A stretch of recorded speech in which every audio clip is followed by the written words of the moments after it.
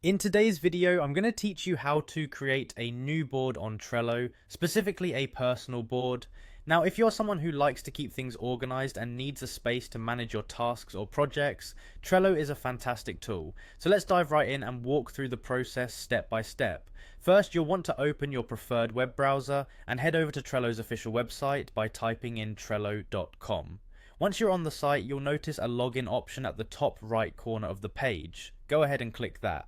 At this point, you have a couple of options to log in. You can choose to either enter your email and password, or if it's more convenient, use your Google account for a quicker login.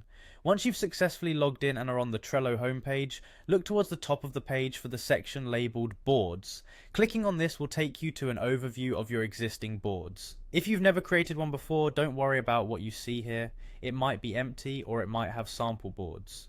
To begin building your new board, you'll want to navigate to where it says Your Workspaces. Click on this to proceed to the next step. Now let's head over to the main work area. You'll find a button labeled Create, a helpful gateway to making something new. Clicking on Create gives you a drop-down menu, and what you're looking for here is Create Board. Select it, and now comes the fun part where you can truly personalize your board. A dialog box will appear asking for a name for your new board. Think of something that best fits the purpose or theme of what you'll be using it for and type that in. After naming it, you have the option to pick a background. This can either be an image that suits your style or a solid color if you prefer something more straightforward.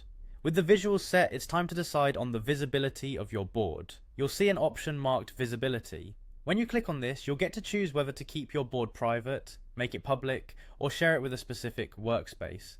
For many users, especially if you're working in a team or on a collaborative project, selecting workspace might be ideal. This means only people in that specific workspace can see and interact with your board. Finally, double check your settings to ensure everything is to your liking, and then click on the Create button. Congratulations, you've just created your very own Trello board. From here you can start adding lists, cards and more to organize your tasks effectively. I hope you found this guide helpful. If you did, consider subscribing and hitting the like button for more tips and tutorials. Thanks for watching and happy organizing with your new Trello board.